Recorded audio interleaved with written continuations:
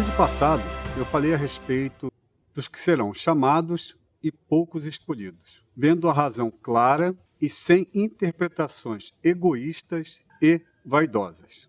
Se você quiser saber um pouco mais sobre esse vídeo, é só entrar no canal, clicar nos vídeos e você vai ver a respeito sobre muitos são convidados e poucos escolhidos. Hoje vamos falar sobre Trindade. O que significa essa palavra que infelizmente está fora do contexto e da verdadeira realidade? Nos meios evangélicos, e quase em toda a sua maioria, e também nos meios teológicos, na mesma proporção, se acredita que existam três divindades, que ora é uma, o Eterno, e ora se divide em três, Eterno, Filho e o Espírito Santo, segundo o contexto teológico da Trindade, e que ambos possuem os mesmos atributos de divindade, ou seja, os três são um, ora são separados e possuem a mesma divindade como se fosse o próprio Eterno. Será? Não. Em nenhuma passagem das Sagradas Escrituras faz menção explícita, no caso, literalmente escrito a palavra Trindade, ou fazendo menção de que há três deuses, três divindades, ora sendo o Eterno e ora sendo o Eterno se dividindo em mais dois.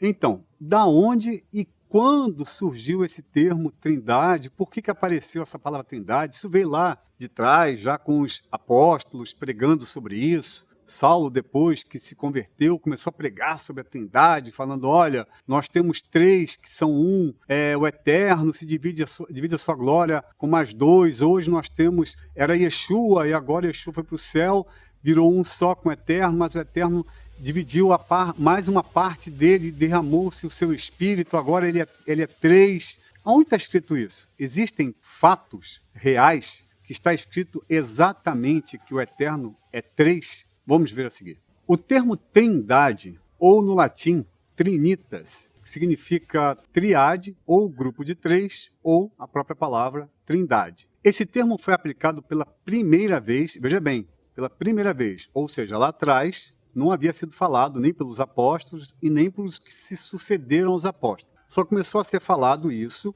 a partir do século II, ou seja, 200 anos depois de Yeshua, depois de Cristo. Porém, só foi formalizado e virou doutrina obrigatória e sem contestação nos primeiros concílios ecumênicos, principalmente no fadado Concílio de Nicéia 325 depois de Cristo, e que foi consolidado a divindade do Filho. Primeiro, nesse concílio foi feito a divindade, eles reconheceram Yeshua na cabeça deles, como se Yeshua fosse também uma divindade, ou seja, tivesse também o mesmo patamar, a mesma igualdade do próprio Eterno.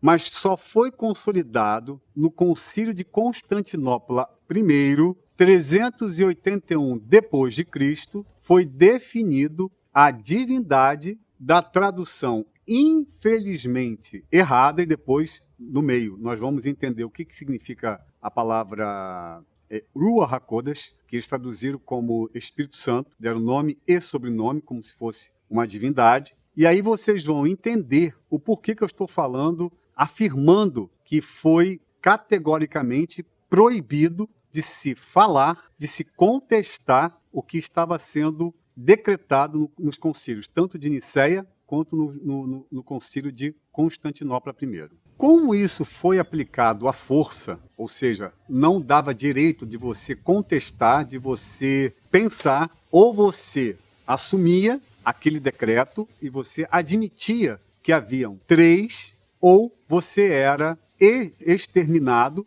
do meio da comunidade, e no pior cenário, você era caçado como herege e queimado na fogueira. É isso mesmo que vocês ouviram, eram queimados na fogueira. E aí se começou a perseguição. Primeiro, no final do século IV, e depois deu continuidade no início do século V, e se consolidou a partir da Idade Média. E ali foi a caça às bruxas, como você conhece, já vimos em filmes, só que os filmes romantizaram, tiraram o foco, né? Qualquer pessoa que contrariava, que discordava, que se opusesse contra a igreja, contra os decretos dos concílios de Nicéia, de Constantinopla, os que se sucederam após esse, eram considerados hereges, eram considerados pessoas fora do meio, completamente endemoniadas. Por isso eram caçadas, tinham que confessar. Se não confessassem que estavam enganados, eles eram colocados na fogueira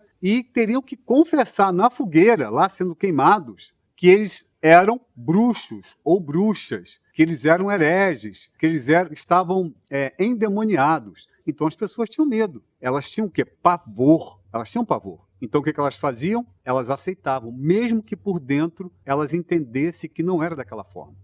Com isso, acabou-se ocasionando uma doutrinação à base do medo e, por conseguinte, a morte. E nos séculos após que se sucederam a esses eventos, mesmo que não houvessem mais aquela caça às bruxas, né? Caça aos hereges, caça àqueles que se opusessem à vontade da igreja, ainda assim as pessoas tinham medo. Então elas acabaram aceitando essa ideia da Trindade, até porque na cabeça deles, o que seria errado crer que Yeshua é o próprio Eterno, né? Que o Espírito Santo, né? Estou botando entre aspas aqui, o Ruach HaKodesh, era também a manifestação plena, inteira ali do Eterno, o próprio Eterno ali, que não deixa de ser, mas não como divindade, e é isso que nós vamos ver mais adiante. As pessoas acabaram se convencendo e foram passando isso adiante, adiante e adiante. E isso tudo foi endossado pelos líderes Lutero e Calvínio e todos os outros líderes que se sucederam após eles. Ou seja, até eles mesmos que estavam lá contestando, protestando, que não aceitavam as imagens, que não aceitavam as doutrinas da igreja de Roma, né, aquela coisa toda, mesmo eles, que eram bispos, que eram cria da igreja de Roma, continuaram aceitando o conceito da Trindade. Entendam a gravidade, a veracidade desses fatos que a Igreja de Roma criou e foram sendo replicados séculos após séculos até os dias de hoje. A pergunta é: estou eu cometendo idolatria e abominação ao adorar Yeshua e o Ruach HaKodesh com profunda tristeza no meu coração? Sim. Estão cometendo abominação e idolatria aos olhos do Eterno. E isso pode te afastar da tão sonhada salvação? Sim. Como é que você afirma isso? Você deve estar se perguntando. Nos textos a seguir, os teólogos, os estudantes, os líderes religiosos, né? Os líderes das grandes igrejas, enfim, todos esses se firmam e se apoiam em versos tirados de contexto e muitos deles foram mudados, literalmente mudados e acrescentado palavras e frases que não existiam nos textos originais. Os textos que os grandes teólogos, estudantes, líderes religiosos se baseiam são esses: Matityahu, Mateus 28:19, 2 Coríntios 13:14, Matityahu 3:16-17, 1 Kefa, Pedro 1:2 e Filipenses 2:5-11. Esse aqui eu vou dar também uma extensão um pouco maior, porque existe uma deturpação também com esse verso, com esse capítulo de Filipenses. 2 Coríntios 13:14. A graça do Senhor Yeshua HaMashiach, o amor do Eterno e a comunhão do Ruach HaKodesh estejam com vocês. O fato de mencionar 3 aqui, segundo o que está escrito na tradução do grego, não dos originais, antes dos concílios de Nicéia, nos originais hebraicos, aqui está escrito assim, desse jeito. E isso é o bastante para que eles se apoiam fracamente no conceito Trindade. Matityahu 3:16-17, outro texto fraquíssimo, não com relação à história e o acontecido, mas com relação à interpretação. Diz assim: assim que Yeshua foi imerso, saiu da água, os céus se abriram, o Espírito do Eterno descendo em forma de uma pomba sobre si, e uma voz do céu ecoou: esse é o meu filho amado, em quem eu me comprazo. Veja que não há base nenhuma para se concretizar, para se afirmar que existe aqui uma trindade. Ou seja, porque Yeshua saiu da água, os céus se abriram, desceu o Espírito do Eterno sobre ele, em forma de uma pomba, e naquele momento ecoou aquela voz dizendo: este é o meu filho amado em quem me compraz. Pronto, isso para eles é a Trindade. Ali já ficou claro que existem Pai, Filho e Espírito do Eterno. Sim, existem 3 formas que são independentes, isso a gente vai ver mais à frente, e que não há neles divindade nenhuma, pelo menos no mesmo patamar o qual o próprio Eterno é. Primeira Kefa, Pedro 1:2, diz assim: escolhidos de acordo com o pré-conhecimento do Eterno Pai, separados pelo Espírito para a obediência de Yeshua, o Messias, e a aspersão do seu sangue. Graça, shalom sejam com vocês em toda medida. Aqui o fato de se mencionar o Eterno, Yeshua e o Espírito do Eterno concretizou-se na cabeça da teologia e dos líderes que sim, está se concretizando aqui a Trindade, ou seja, são 3 deuses. O Eterno se divide em 3. Será? Mas o texto que nós vamos nos firmar, que é o que mais os teólogos se afirmam, né? Porque está escrito, está bem explícito, né? Segundo realmente o que está escrito, parece realmente que existe aqui uma trindade, porque Yeshua mandou, ordenou, né? Que é Matityahu 28:19, Mateus 28:19. Vamos lá. O texto diz assim: portanto, vão e façam talmidins, discípulos, entre pessoas de todas as nações. Na minha Bíblia está escrito: imergindo-os na realidade do Pai, do Filho e do Ruach HaKodesh, que já está bem estranho, bem complicado de se entender. Mas na sua Bíblia provavelmente está escrito assim: batizando-os em nome do Pai, do Filho e do Espírito Santo. Será? Continuando: ensinando-lhes a obedecer a tudo o que eu lhes ordenei. E lembre-se, eu sempre estarei com vocês até o fim da era. Aí eu fiquei olhando, parece que está fora de sincronia, não tem uma harmonia, essa imersão na realidade do Pai, do Filho e do Ruach HaKodesh, ou batizando-os em nome do Pai, do Filho e do Espírito Santo. Não estava casando, porque Yeshua se fala primeiro como primeira pessoa, depois ele se refere como terceira pessoa, como segunda, depois o Espírito dele como terceira pessoa,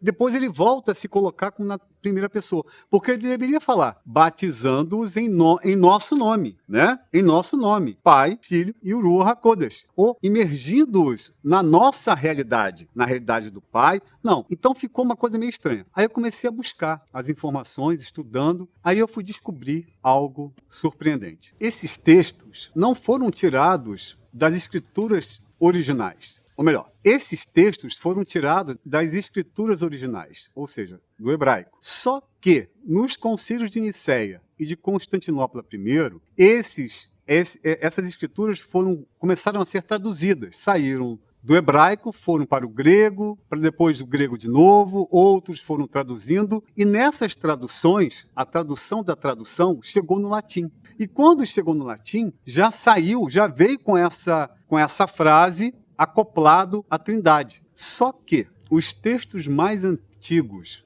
do hebraico foram estudados por Eusébio de Cesareia. Quem foi Eusébio de Cesareia? Foi um bispo, historiador e teólogo cristão e que ficou muito conhecido na época como o pai da história da igreja, pois ele documentava sobre a história da igreja primitiva. Ou seja, ele sempre se baseou, os estudos dele, sempre lá atrás. Sempre na igreja primitiva, na igreja de quem?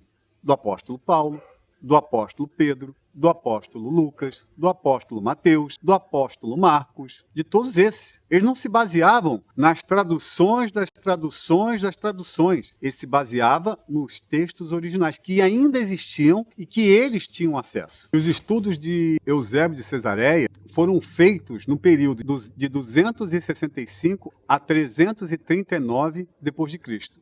E por que não entrou no concílio de Nicéia nem no concílio de Constantinopla I? Porque eles não aceitavam a ideia de que ele, nos estudos da igreja primitiva, dos escritos originais, era capaz de sobrepor as traduções das traduções que firmavam, segundo o que eles queriam, porque isso foi proposital, foi uma aberração, uma abominação, uma perversidade para que a igreja, porque Roma sempre odiou o cristianismo, sempre. Como eles não conseguiam vencer o cristianismo, o que eles fizeram? Eles tentaram se adaptar ao cristianismo. E nessa adaptação eles começaram a modificar festas, datas, lugares, tudo começou a ser modificado para quê? Para que o cristão não tivesse o verdadeiro acesso ao eterno. Porque se você busca errado, você aprende errado, você adora errado, você vive errado, você está completamente fora da verdade do caminho que é Yeshua Mashiach, da verdade que é Yeshua Mashiach e da vida que é Yeshua Mashiach. Então agora vamos ao texto original de Matityahu, Mateus 28, 19. Diz assim: portanto, vão, façam talmidins, discípulos, de pessoas de todas as nações, batizando-os em meu nome. Ué, não era em nome do Pai, do Filho e do Espírito Santo? Na imersão da realidade do Pai, do Filho e do Ruach HaKodesh? Não. Batizando-os em meu nome. Aí, continuando o texto, vai fazer sentido, porque ele está sempre na primeira pessoa.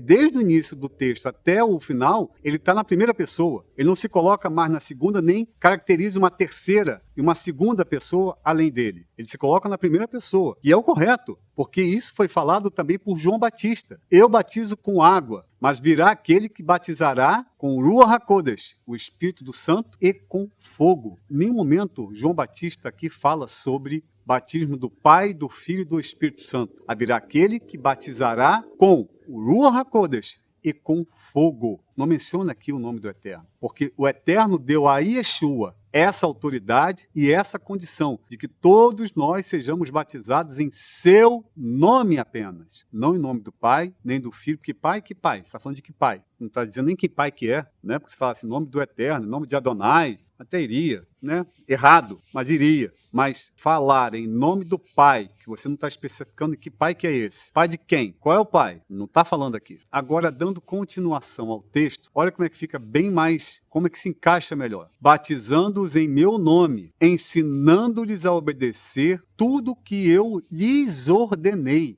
E lembre-se, sempre estarei com vocês até o fim da era. Faz todo sentido. Todo texto tem uma nuance contínua, não tem uma quebra. O texto tem uma nuance, tem um equilíbrio do início ao fim.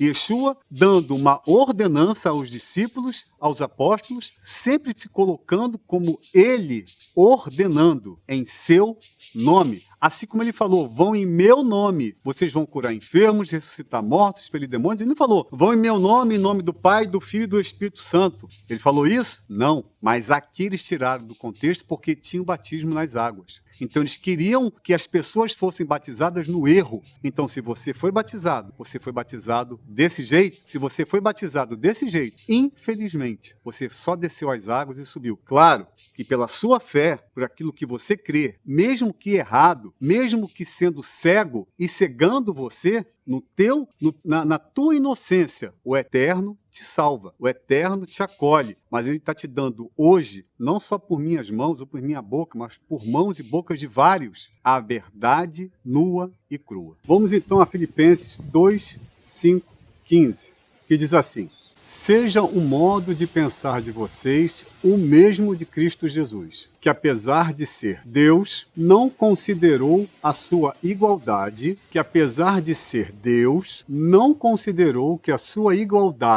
como Deus era algo que devesse ser usado a seu favor, como vantagem. Esse é o texto que está escrito em algumas Bíblias, provavelmente na Bíblia que você deve ter aí. Na que eu tenho aqui, está escrito diferente. Dos demais textos embaixo, eu vou dar continuidade porque é a mesma coisa, mas é esse trecho que eles se baseiam para dizer que o Eterno é Yeshua, e Yeshua é de igualdade para igual com o Eterno. Vamos ver a diferença.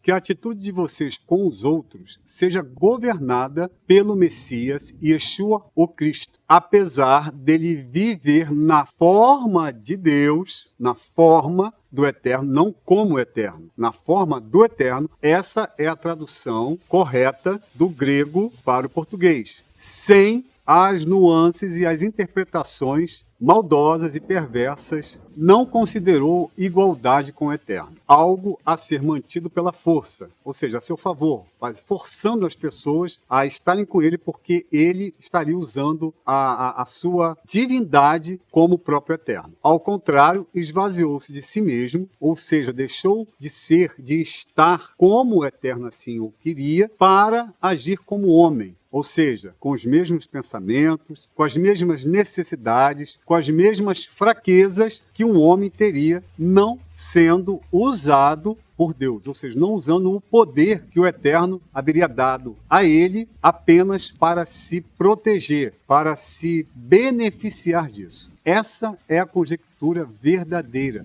Aqui não há, em nenhum momento, falando que Yeshua era o próprio Deus. Ele se comportava como o Eterno. Ele era como o Eterno, mas não o próprio Eterno. É muito complicado quando pessoas pegam textos, e apesar de Bíblias estarem traduzidas desse jeito, acabam levando as pessoas a um erro gravíssimo, a um erro doente, a um erro perverso, mas não proposital, porque a pessoa acaba replicando aquilo, é como fosse um papagaio de pirata. Ela ouve, lê e passa, porque ela acredita que 100% do que está aqui é o que é, quando na verdade, infelizmente não é. Porque a palavra do Eterno, ela foi modificada, ela foi acrescentada para que as pessoas tivessem uma distância do Eterno e não uma proximidade verdadeira com o caminho, com a verdade, com a vida que é Yeshua Mashiach. Entendam e compreendam essa gravidade de pegarem versos para tentarem afirmar aquilo que não é. E o que eu faço então com isso, Alex? Como é que eu posso saber o que está certo e o que está errado? Examine. Vai até,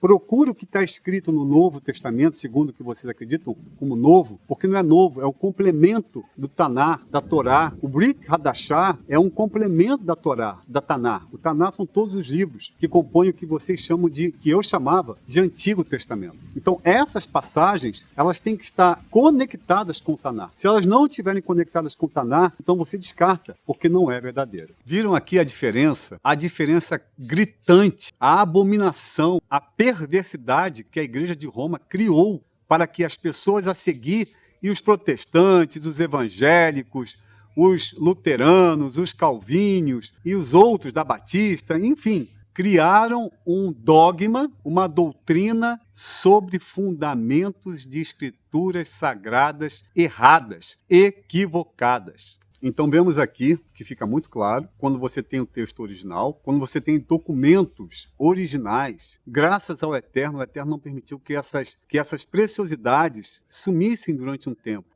fossem corrompidas e sumissem definitivamente. Elas existem, o Eterno nos dá para que nós não fiquemos na escuridão, não fiquemos na cegueira, não fiquemos na ignorância, mas possamos viver na integridade da sua palavra. Mesmo que muitos ensinem, pratiquem os erros, ele dá a você, individualmente, o direito de descobrir a verdade e de continuar seguindo o que é errado ou voltar a seguir ou se enquadrar no caminho que é verdadeiro, que é correto, que só existe um. Agora vamos falar sobre Ruach HaKodesh. O que significa essa palavra Ruach HaKodesh diretamente do hebraico? Ruach significa vento, sopro, ar em movimento. Ha significa o artigo definido o ou a. Kodesh significa santidade ou separação. Juntando tudo, a frase fica assim: o sopro da santidade ou o vento separado. Mas não é Espírito Santo? Como assim? Não existe essa palavra Espírito Santo. Essa frase foi colocada lá no Concílio de Nicéia e depois no Concílio de Constantinopla I. Não existe na tradução do hebraico original essa palavra Espírito Santo. Espírito no contexto, vento, sopro, ar em movimento. Lembra quando Yeshua disse para Nicodemos que o Espírito do Eterno, o Ruach HaKodesh, era como o vento em movimento, que ele não podia ver, mas ele podia sentir. Então ali o Yeshua já deu a prova de quem é o Ruach HaKodesh. É uma manifestação do Eterno. É o seu Espírito, é o seu sopro, é o sopro da vida. Então não tem nada a ver com divindade, com o Espírito Santo, nome e sobrenome. Outro erro diabólico, fazendo com que as pessoas passem a adorar uma divindade, quando na verdade não é. Vou dar aqui um exemplo bem claro, bem simples. Se eu pego o meu óculos, ele está nos meus olhos, você vai me identificar com os óculos. Se eu tiro os meus óculos e coloco sobre a mesa, e você passa sobre a mesa e você vê os meus óculos, você vai pensar, aquele óculos ali pertence ao Alex. Mas esse óculos sou eu? Ele faz parte de mim, mas ele não sou eu.